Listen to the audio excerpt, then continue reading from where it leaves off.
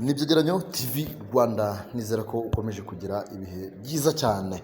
Turagarutse rero mu makuru ya siporo none muri cya gisata cy'amakuru ya siporo nizera ko ukomeje kugira ibihe byiza cyane. Byakugora rero mu Rwanda kuba uri umunyarwanda cyangwa se muri aka karere kuba bavuga umupira w'amaguru hano mu Rwanda ntiwumvemo izina Gatete Jimmy rutayizamu w'ibihe byose hano mu Rwanda kabisa. Umwe mu barutayizamu u Rwanda rwagize mu myaka yo hambere, umwe mu rutayizamu bari kumwe mu ikipe y'igihugu ubwo u Rwanda rwikarifiyaga muri 2004 rujya mu gikombe cy'Afurika nyuma yo gutsinda ikipe ya Ghana. Uyu rutayizamu rero kuri ubu busaga barizwa muri Leta Zunze Ubumwe za Amerika.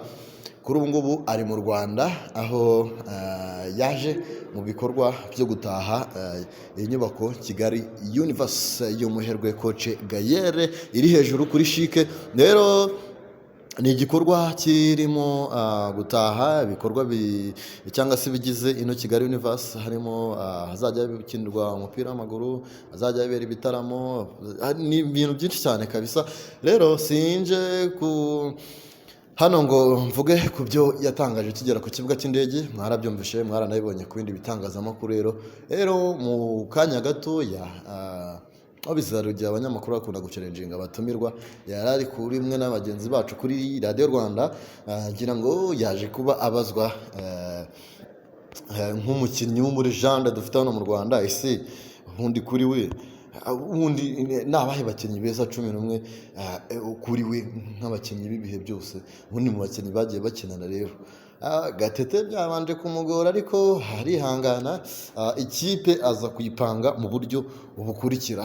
Rero mu izamu yaje gushyiramo Murangwa Eugene, ngira ngo uyu nguyu muramuzi cyane, yakina ikipe ya Rayon Sport, ngira murabyibuka muri 94 mbere gato yuko jenoside itangira, ikipe ya Rayon Sport yari iri gukina ikipe ya Al Hilal kabisa, yari ari mu izamu kabisa, n'umwe mu bari banitwaye neza kabisa. Saho rero mu izamu yahavuye ajya muri defense, ku ruhande rw'ibumoso ashyiraho Katauti, nyakwigendera Katauti, Ndikumana Ahmad Katauti kabisa, umwe mu bakinnyi beza cyane, umwe mu bakinnyi bitwaye neza, umwe mu bakinnyi twabashije kugira bakinnye Europa League ku mugabane w'i Burayi.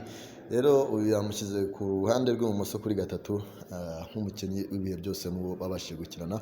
Ku rundi ruhande rero, ku ruhande rw'iburyo muramuzi ni Graferi wa Haruna Niyonzima ndetse na Muhajile bamwita Sibomana Abdul, muramuzi kabisa.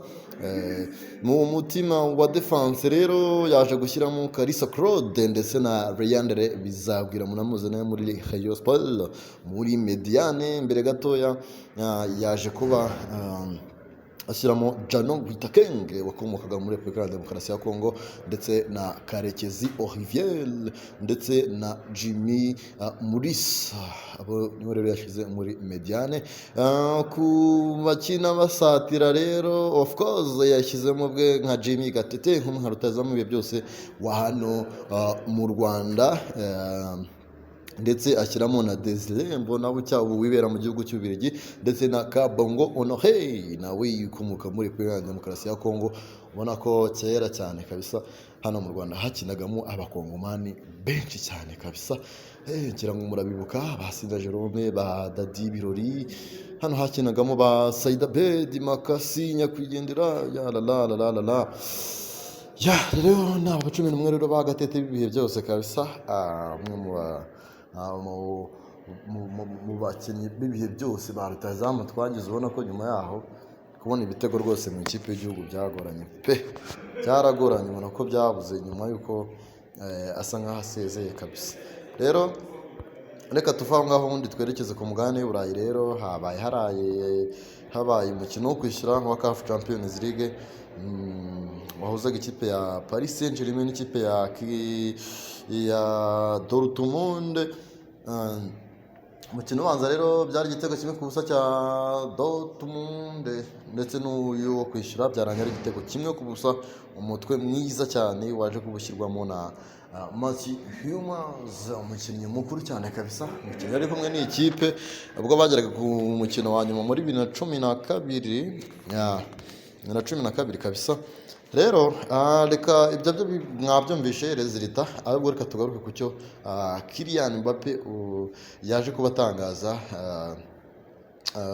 ubwo yavuganaga n'itangazamakuru. Rero ubundi ni rutahizamu wa Paris Saint-Germain bamwita Kylian Mbappe, yamanje kwigaye, ubundi avuga ko yagombaga kuba yafashije ikipe gukomeza ku mukino wa nyuma wa UEFA Champions League. Abajijwe niba ari bube afana ikipe ya Real Madrid yakina na FC Bayern Munich ijoro n'umukino wo kwishyura nyuma yo kubona kuri match ibanza Allianz Arena, yahise yigendera siga itangazamakuru aho ngaho. Ibi rero yabigarutseho ku munsi w'ejo ku wa kabiri, rero nyuma yo gutsindwa na Borussia Dortmund ku mukino wo kwishyura kimwe cya kabiri. Ikiganiro yagiranaga n'itangazamakuru. Tujyanukire muri transfer. Rero transferi ni nyinshi cyane ziri kugenda zivugwa, ariko nyinshi ziba ari rumors, aho mu ikipe ya Arsenal Gabriel Jesus bivuga ko ashobora kwerekeza mu ikipe ya muri Arabia Saudite, ariko ubona ko bizagorana kabisa, bizagorana. Ni umukinnyi ubona ko kubanzamo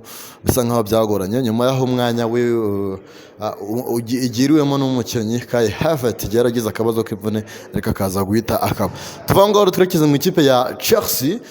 Rero murabizi n'umudefanseri wayo wari imazemo igihe, yanyuze mu makipe agiye atandukanye nka PSG. Ni umunyabrazil bamwita, ni umukinnyi umwe ukomeye cyane kabisa hariya mu gihugu cya Brazil.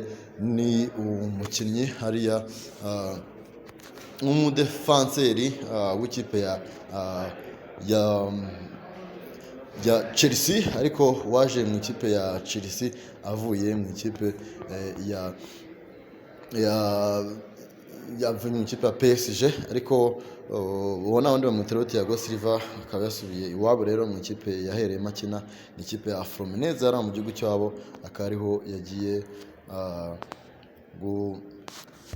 gusoreza ibijyanye no gukina. Rero ibindi rero ni biri kuvugwa kuri Ten Hag, rwose nawe ukomeje kugorana pe, ikipe iri habi. naho Thomas Tuchel rero yiteguye gutandukana n'ikipe ya Bayern Munich. Rero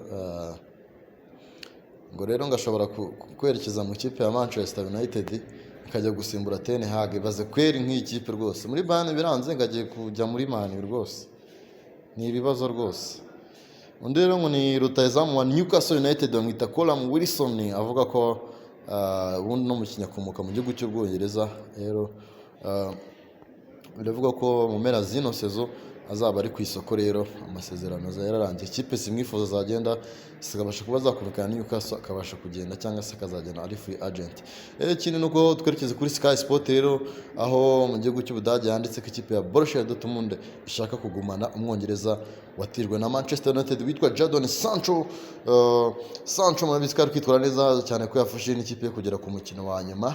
Agira ngo nyuma y'ino mukino rwose yewe bagenzi barimba akaririmbo ka Adele bita Someone's Like You.